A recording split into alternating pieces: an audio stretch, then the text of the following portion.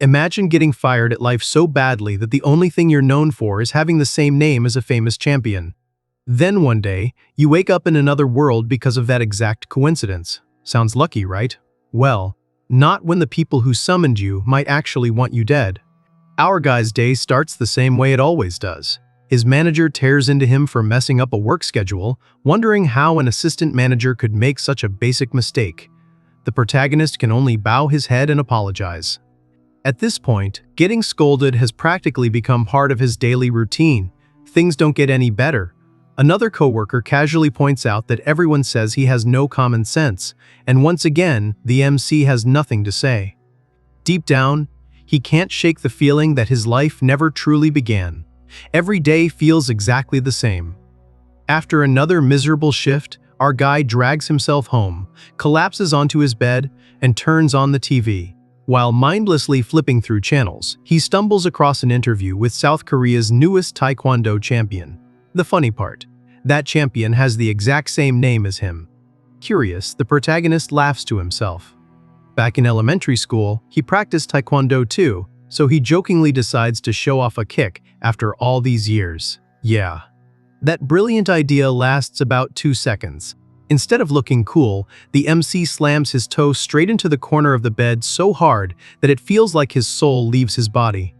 He immediately collapses back onto the mattress, gasping in pain while joking that this has to be a career-ending injury. Meanwhile, the TV proudly announces that South Korea's greatest fighter has claimed another incredible victory. Hearing that fills the protagonist with jealousy.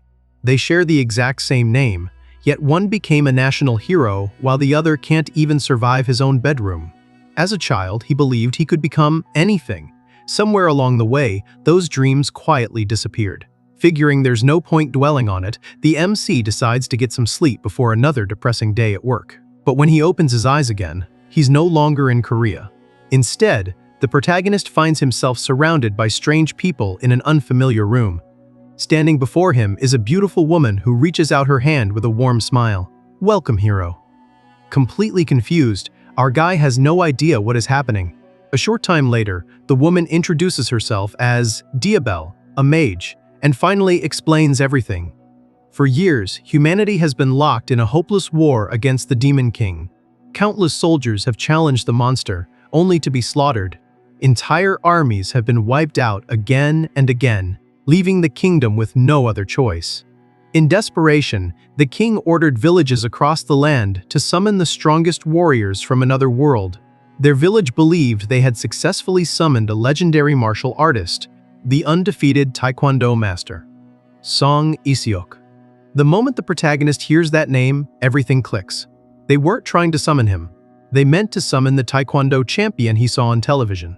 The only reason the MC is standing here is because they share the exact same name.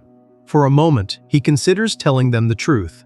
If he admits the mistake, he'll probably be sent back home. Back to the same boring job, the same empty apartment, the same meaningless life. No, he can't go back. Swallowing his fear, our guy boldly accepts the role. He declares that he'll save this world. The villagers erupt in celebration. Diabel happily throws her arms around him while everyone welcomes their long-awaited hero. Watching everyone cheer for him feels surprisingly nice. Maybe everything will somehow work out. That night, the entire village throws a feast in his honor. After drinking far more than he should, the protagonist steps outside for some fresh air, amazed at how strong the alcohol in this world is. Even ordinary beer hits harder than anything back on Earth. Diabel waves him off with a smile, wishing the hero a safe walk. But the instant he leaves, her smile completely disappears. Not far from the village, Scarface Women suddenly blocks the MC's path and calmly asks if he's really the summoned hero. Our guy confidently says yes, assuming the woman is just another villager. The stranger studies him for a moment before saying something unsettling. To her, the protagonist doesn't look like a hero at all. Without another word, a gigantic monster suddenly appears. The MC freezes. This is no costume. No prank. It's a real monster. Scarface Women casually explains that if the protagonist truly is the chosen hero, defeating something this weak shouldn't be difficult. Panic instantly takes over. Why is this happening all of a sudden? Could being summoned have given him some kind of hidden power? Trying to convince himself that's the case, our guy charges forward and throws a punch. The result is immediate. The monster slashes him across the body, sending him crashing to the ground as blood pours from the wound. Lying there, the protagonist realizes he's about to die. After living such a dull, meaningless life, he finally found a chance to become someone important, and now it's ending before it even began. But then, something impossible happens. His wound heals on its own. Before the MC can even process it, his body moves instinctively. One kick. That's all it takes. The monster explodes from the impact and dies instantly. The Scarface woman stands there in complete shock. Trying to act confident despite having no clue what just happened, our guy proudly declares that if he can do something like that, then he really must be the hero. Inside, though, he's just as confused as everyone else. Hidden nearby, Diabel secretly watches everything from behind a wall. Instead of looking relieved that the hero survived, she looks furious. And just like that, the protagonist's life in another world officially begins. Dinah stared at the MC for a moment before dropping a bombshell. So, you're actually weak. Our guy was completely confused. After all, he had just one shot at a giant monster. Dinah continued analyzing what had happened. From her perspective, it wasn't strength at all. It looked more like an ability that awakened the moment the protagonist was on the verge of death. Maybe the trigger was dying. Maybe it was suffering a fatal injury. Since this was the first time the MC had ever experienced something like that, he probably didn't even know he possessed the ability. The protagonist immediately protested, reminding Dinah that he had literally destroyed the monster with a single kick. Dinah simply raised her hand and told him to hit her palm with everything he had. Confidently, the MC threw his strongest punch. Nothing. Not only did Dinah's hand stay perfectly still, it didn't even flinch. Reality hit our guy like a truck. He instantly bowed his head, dropped to the ground, and apologized over and over, admitting he honestly had no idea how he defeated the monster either. Meanwhile, Dinah was thinking that punch felt about as threatening as a fly landing on her hand. Instead of getting angry, Dinah offered the protagonist a hand and helped him back up. Then she revealed something surprising. The monster that had just been killed wasn't some random beast. It was a creature Dinah had personally raised as training for the future battle against the Demon King. It was powerful enough that only the strongest warriors could defeat it. Feeling guilty, the MC apologized again for killing it, but Dinah simply smiled. There was no need to apologize.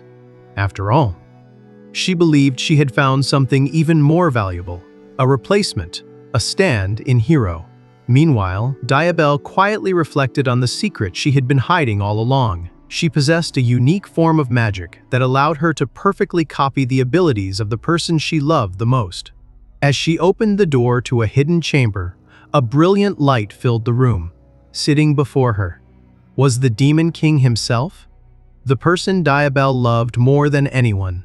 She immediately started praising his overwhelming beauty, saying it was so dazzling she could barely keep her eyes open. The Demon King casually told her to stop acting like that every single time she visited. Diabel obediently apologized. Despite appearing as a gentle village mage around humans, she was actually a demon. And like every other demon, she was completely devoted to the Demon King. He was stronger than every demon alive, cruel, unpredictable, free to do whatever he wanted. Yet despite all that, every demon adored him. Suddenly, someone shouted from outside. An elderly man had arrived to challenge the Demon King, screaming that he had finally come to kill him. Diabel asked if she should handle the intruder instead, and even copied the Demon King's appearance using her unique magic. But the Demon King simply told her to ignore it. Eventually, the old man would give up and leave on his own. Watching this happen only strengthened Diabel's resolve. Recently, more and more humans had started targeting the Demon King. What if they eventually united into a real army? She wanted to protect him with her own hands. That's why she infiltrated humanity. Disguising herself as an ordinary human mage, she claimed monsters had attacked her village and earned everyone's trust. She carefully played the role of a kind, gentle magician until nobody questioned her presence. For 2 entire years, she lived among humans while secretly gathering information for the Demon King. Then, everything changed. The kingdom ordered every village to summon heroes from another world. Diabel was trapped. She had spent years building the image of a loyal human mage, so refusing would instantly expose her. But she also couldn't bring a genuine hero into the world to fight the Demon King. So she came up with another plan. The more magical power used during summoning magic, the more accurate the result. Therefore, she intentionally used almost no power at all. Her goal was simple: summon a complete nobody, someone useless, someone who just happened to share the same name as the real hero. She fully expected to summon an absolute dud. The story returned to the present. Hidden behind a wall, Diabel stared at the protagonist in complete disbelief. Did she accidentally summon the real deal? She hadn't noticed it at first, but after witnessing that unbelievable kick, she was convinced she had somehow performed the perfect summoning by mistake. Even worse, she, a loyal servant of the Demon King, had personally summoned humanity's greatest weapon into this world. Only 1 month remained before the heroes gathered at the royal palace. At the same time, Dinah reached the exact opposite conclusion. 1 month was enough. If anyone had the potential to defeat the Demon King, it was this hero. She promised to make the MC stronger. Both characters began hiding the truth. Diabel secretly vowed to conceal her identity before personally killing every hero. Meanwhile, our guy decided to hide how weak he really was and continue pretending to be a legendary hero. 1 month later, the heroes finally arrived at the royal palace. King Ethelinda personally welcomed the 6 heroes, calling them humanity's long-awaited saviors. Standing among them were Enzo Carter, Lark Miller, Sherry Fung, Jachi, Poina, and the protagonist. Inside, though, the MC was panicking. To be completely honest, he hadn't become that much stronger. According to Dinah's training, this should be enough. The problem was, his actual fighting ability was still about the same as an average adult man. He was also wearing flashy hero clothes instead of proper armor, making him wonder who thought this outfit was a good idea. Standing behind him, Diabel noticed the serious expression on his face. Naturally, she completely misunderstood it. She was convinced the protagonist was already plotting how to defeat the Demon King and silently swore she would kill him before that could happen. Since she played a major role in summoning the heroes, Diabel was officially appointed as their guide. King Ethelinda began explaining the situation.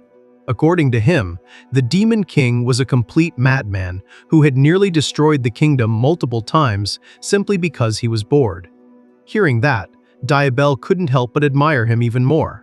To her, that was exactly what made the Demon King so incredible. The king continued, explaining that countless knights and mages had already sacrificed their lives fighting him. Fortunately, the Demon King had been unusually quiet lately. Our guy quietly wondered if that was actually a good thing. Unfortunately, the king disagreed. A silent Demon King was even more dangerous. He was probably planning something. The only way to defeat him was by eliminating his 5 strongest subordinates first. Each one possessed a key to the Demon King's castle.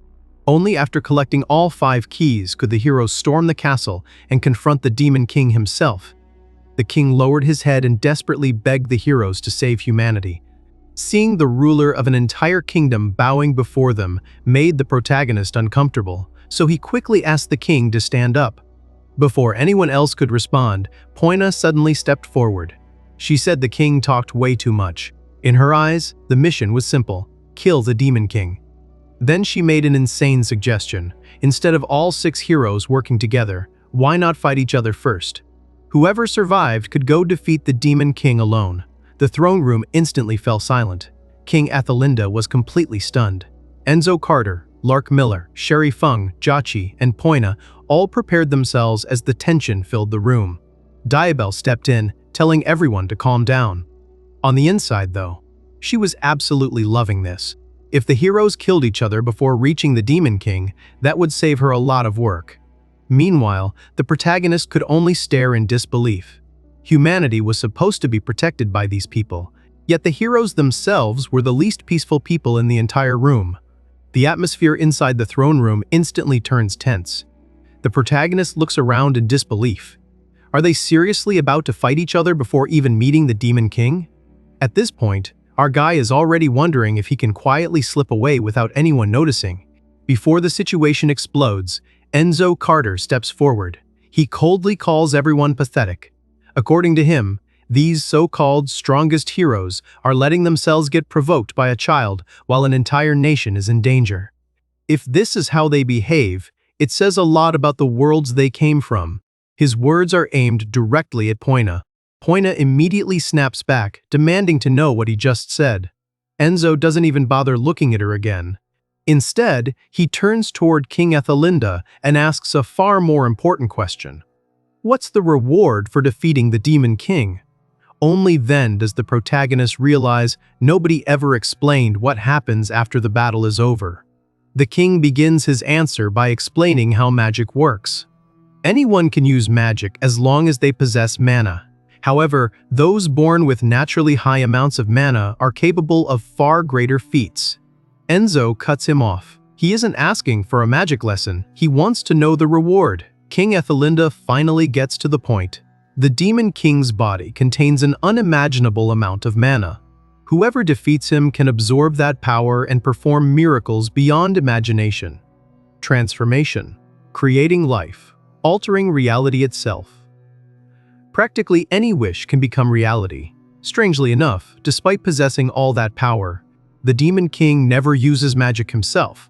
Hearing that, Diabel almost blurts out the answer. Instead, she remembers a conversation from the past. She once asked the Demon King why he never used magic despite having limitless mana. His answer was incredibly simple. He was already strong enough without it, so he never saw a reason to bother learning magic at all. Back in the present, Diabel struggles to keep a straight face. After listening to these heroes talk non-stop about killing the Demon King, she's starting to lose her patience. Part of her wants to abandon the undercover mission and slaughter every single one of them herself. Enzo finally nods. Now that he knows the reward, there's no reason to waste time. He wants to depart immediately. Before he can leave, Poina blocks his path again, insisting they settle their fight first. Enzo doesn't even entertain the idea. Every second spent arguing is another second innocent people could be dying. Poina falls silent. Meanwhile, the protagonist is completely confused. Didn't the king just say, the Demon King has been quiet lately? Who exactly is Enzo so worried about?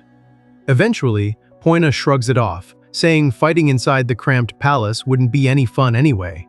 King Ethelinda looks visibly hurt by that comment.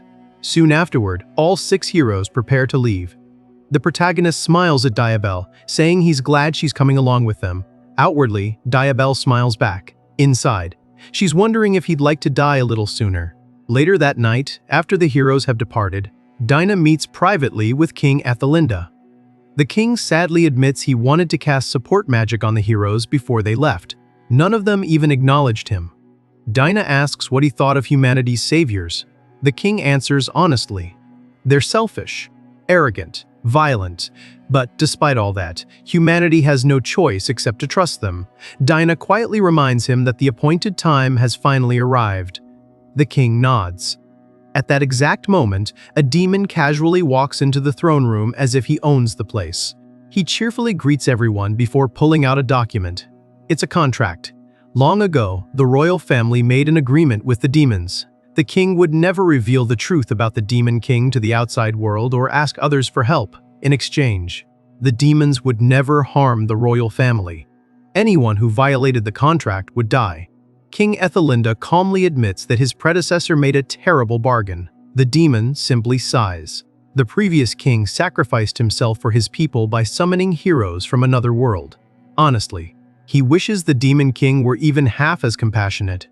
But a contract is still a contract, no exceptions, no complaints. The king knowingly broke the agreement. Now it's time to pay the price. The king points out that summoning the heroes must have caused problems for the demons as well. The demon simply agrees. Then he activates his power.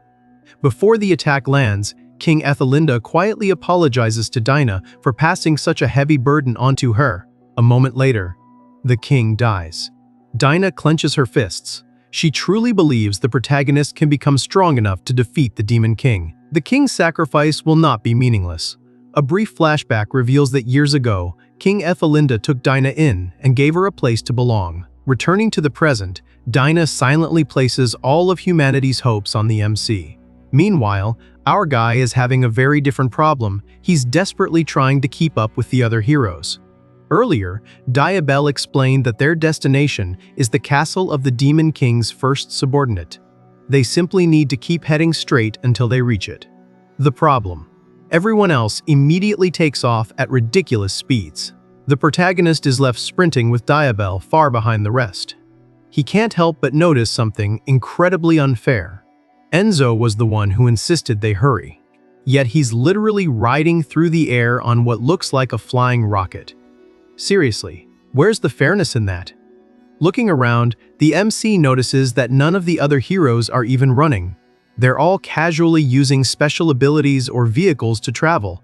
At this point, asking for a break would just be embarrassing. Lark Miller, wearing his captain's hat while riding a motorcycle, suggests everyone introduce themselves to pass the time. The protagonist can't help thinking that's easy for him to say when he isn't the one running. Lark introduces himself first. Once the Demon King is defeated, he wants to use his wish to stop the war in his homeland. Next is Sherry Feng. The masked woman casually admits she hasn't even decided what she wants to wish for yet. Enzo introduces himself next. His only goal is returning to his original world as quickly as possible. When it's finally the protagonist's turn, he barely manages to say his name before immediately asking for water. Bro has completely given up trying to act cool. Next is Jachai. The giant musclehead says he'll probably just wish for a mountain of money. Finally, Poina introduces herself, her wish, to become the next Demon King. Enzo clicks his tongue in annoyance. Poina immediately notices and mocks him for judging her. Then she suddenly claims she actually came here to find medicine for her sick boyfriend, asking if that touching story makes him feel guilty now. Enzo isn't buying a single word. He tells her to stop making things up. The two immediately start arguing again. Before things can escalate, a monster suddenly charges toward the group. The protagonist freezes. Meanwhile, Diabel secretly gets excited. This is the perfect chance to see what the other heroes are truly capable of. Honestly, it would be even better if they all died here. Unfortunately for her. The argument between Enzo and Poina ends instantly. Without exchanging another word, both heroes attack at the same time. The monster is killed in an instant.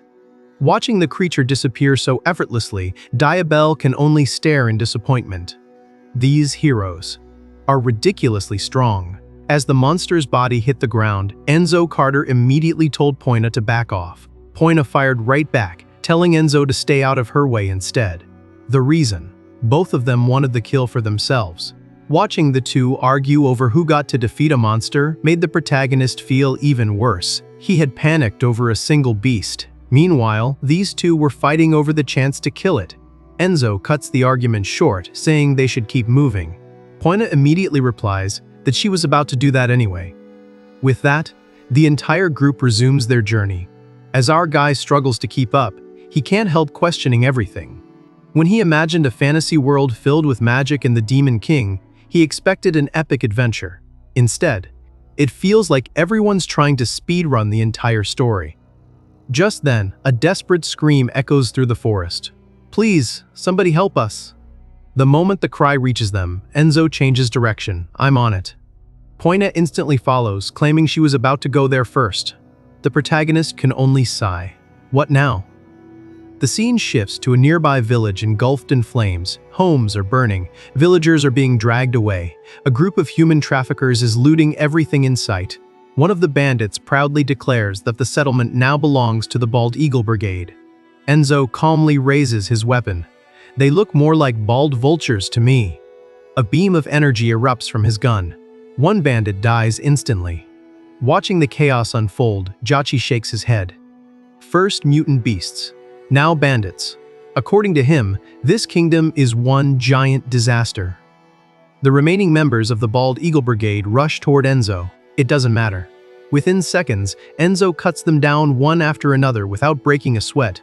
One terrified bandit barely has time to react before Poina suddenly appears beside him. One swing, he's dead. Another bandit charges straight at her. Poina casually blocks the attack with her massive sword before cutting him down as well. Nearby, Sherry Feng kneels beside a frightened child and gently asks if they're hurt. The The child nervously asks who they are. Sherry simply smiles. We're heroes. Looking at Enzo and Poina fighting over every enemy, the kid quietly wonders if those two are even scarier than the bandits. Meanwhile, the protagonist finally catches up. Seeing another child frozen in fear, he tells them to stay behind him and keep their head down. Unfortunately, the person standing in front of him is a gigantic brute carrying an enormous axe. The man laughs, asking where these little pests came from before ordering them to stay out of the Bald Eagle Brigade's business. Then he swings his axe. Our guy completely freezes. He simply stands there waiting for the attack to hit. At the last second, a blast from Enzo's gun tears straight through the giant, sending him flying. The protagonist immediately thanks Enzo for saving his life. Enzo looks at him with obvious disappointment. If he's supposed to be a hero, shouldn't he at least be able to protect himself? The words hit harder than any monster ever could. The protagonist doesn't know how to respond. Instead, memories of his old life begin flooding back. His manager constantly looked down on him. His co-workers treated him like he was useless. Now, even in another world, nothing seems to have changed. High above the battlefield, Jachi silently watches everything from a tree. Unlike everyone else, he notices something strange. When that giant attacked, the protagonist never even flinched. Jachi immediately jumps down in front of him. He asks if he's Song Isiok. The protagonist nods. Jachi introduces himself. Our guy can't help thinking Jachi is a pretty strange name. And honestly, this giant muscle head looks kind of creepy. Jachi gets straight to the point. Everyone else has been carrying the team. So when exactly is the protagonist going to show what he can do? Our guy is about to fire back when a surviving member of the Bald Eagle Brigade suddenly attacks Jachi from behind.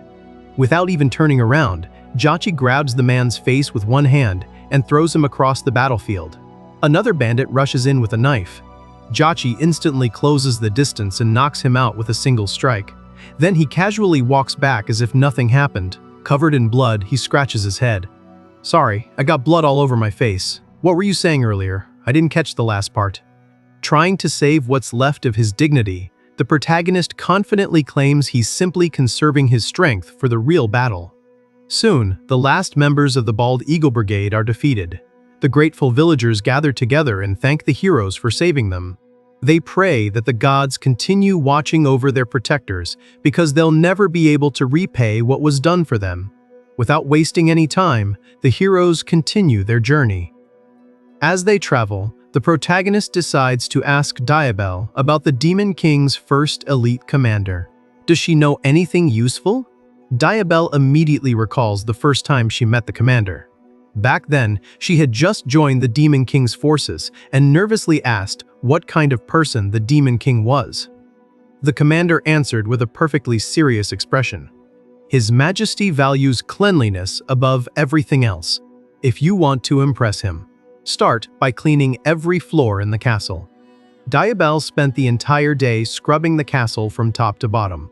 Proud of her hard work, she happily reported everything to the Demon King. He stared at her in complete confusion. You cleaned the floors.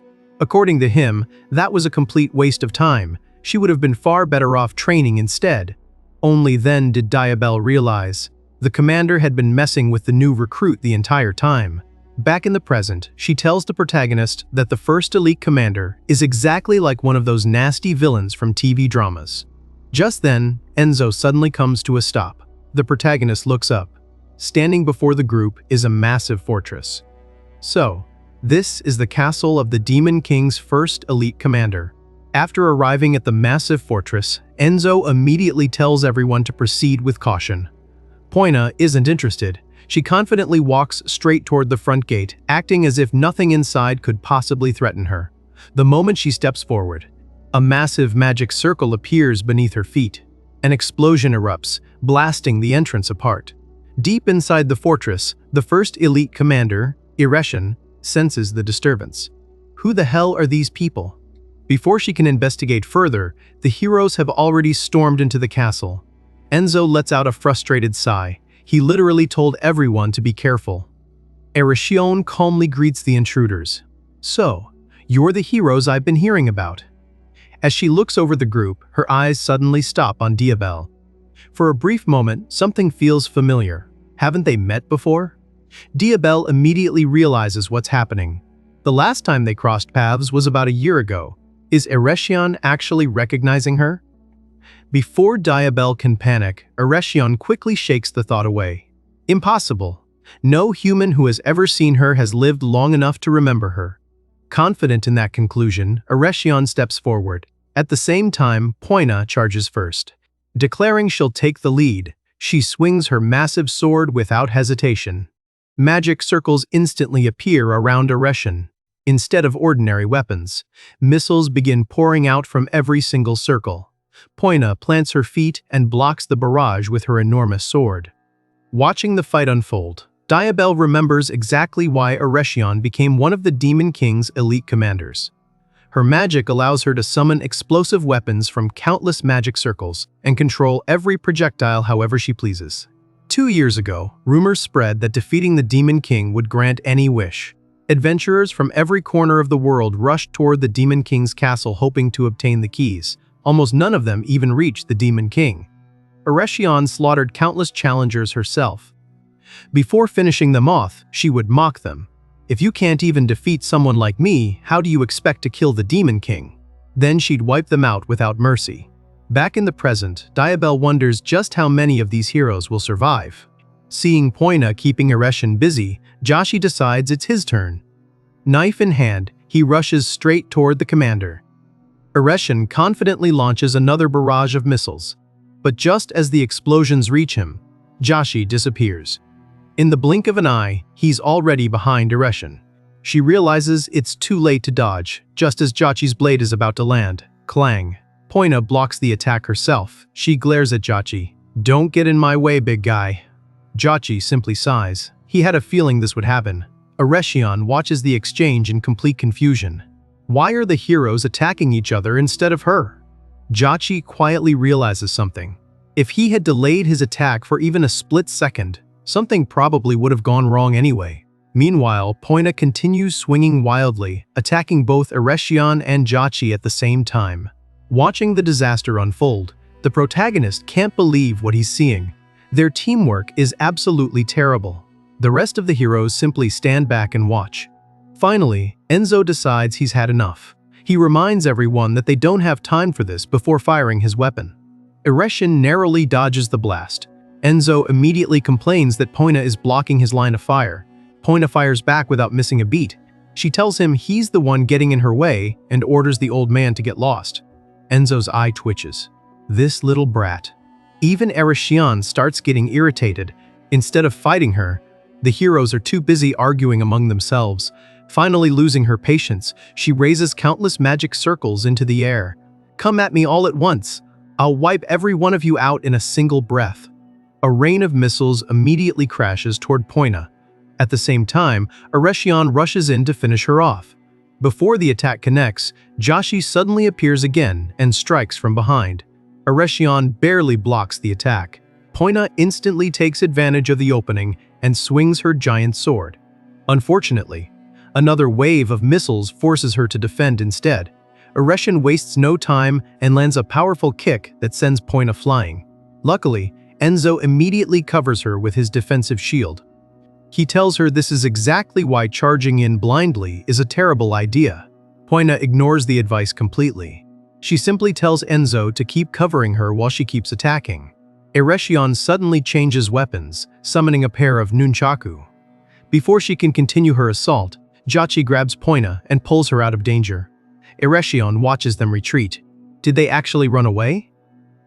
The heroes regroup behind a collapsed wall.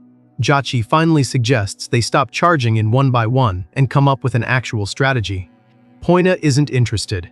She complains that he dragged her away just when things were getting exciting.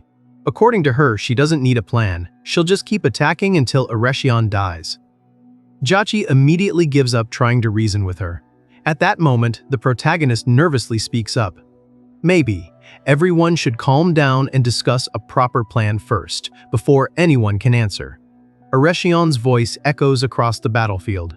So the rats are hiding over there. A gigantic magic circle appears above the ruins. Dozens of missiles rain toward the heroes. Seeing Poina frozen in the blast zone, The protagonist instinctively jumps in front of her. The explosions swallow him whole. Silence fills the battlefield.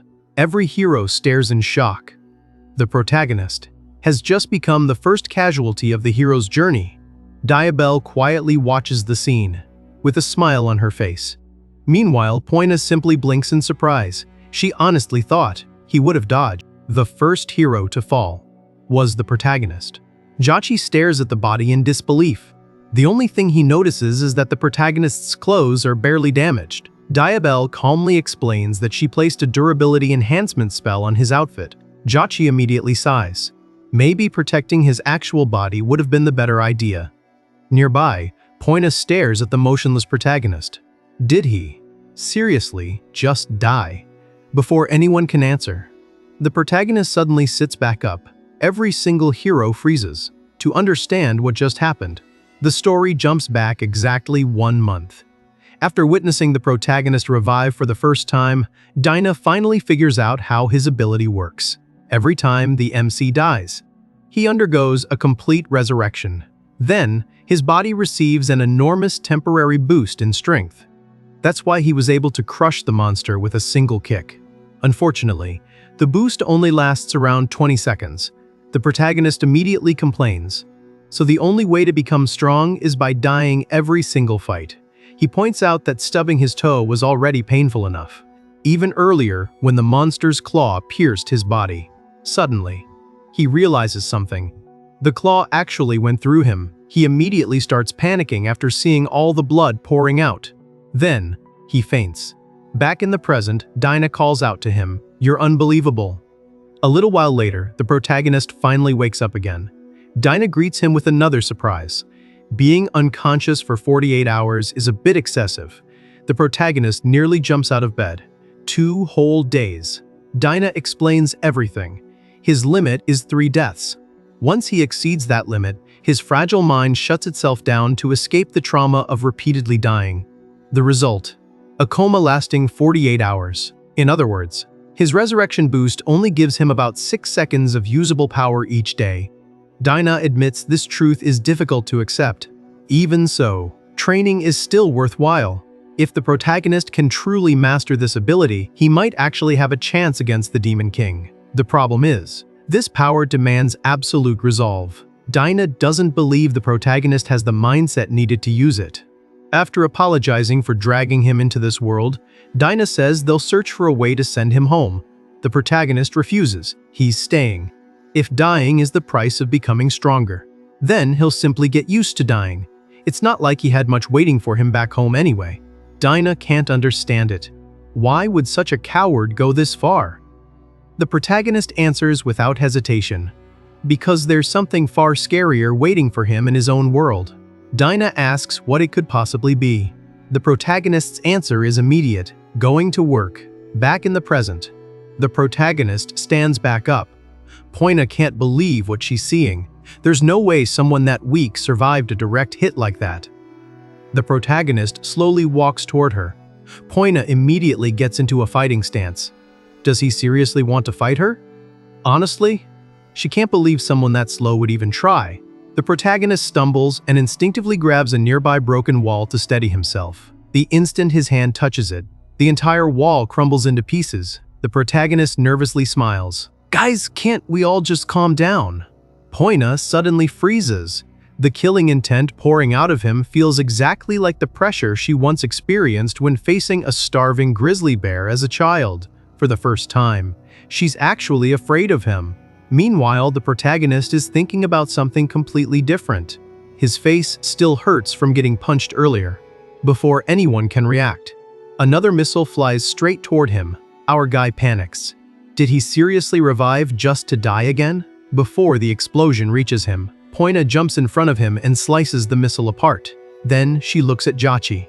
Explain your plan, and make it quick. Jachi gets straight to the point. Their enemy excels at both close range and long-range combat. Getting beaten to death by those nunchaku is bad enough. Getting blown up by endless missiles is even worse. So, they're going to fight exactly the same way. Before finalizing the strategy, Jachi turns toward Diabel. Do demons have any fatal weakness? Diabel hesitates. She really doesn't want to answer.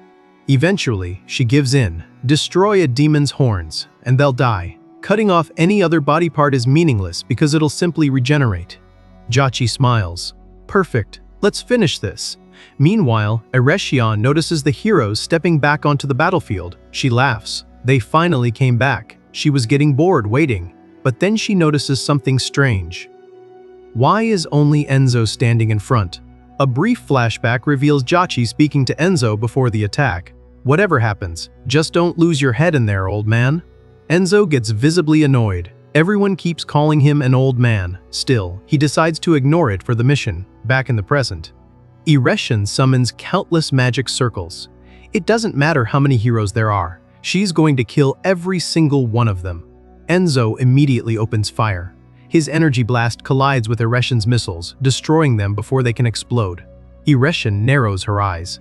He just shot down her attack. Interesting. She answers by launching another barrage. The two begin an intense artillery duel, explosions filling the battlefield. Then Erechion summons an enormous missile. Brace yourself. Enzo smirks. Bring it on. Suddenly, Erechion senses movement above her. Poina is descending from the sky with her sword raised. She smiles. Now that she understands their strategy, this attack is completely predictable. As she prepares to intercept Poina, Enzo fires another shot. Erechion blocks it without much effort. The heroes are still attacking from every direction without any coordination, or so she thinks. Then something clicks. Enzo never aimed at her. He aimed at the explosive she launched to stop Poina. The resulting blast sends the missile off course and nearly tears one of Erechion's horns off, before she fully recovers. Poina charges again. Erechion instantly summons another wave of missiles, but every single one is destroyed by Enzo before reaching its target. Poina grins. Now she can finally fight without worrying about getting blown up every few seconds. Even so, she quickly realizes Erechion is still perfectly blocking and counterattacking while fighting two opponents at once.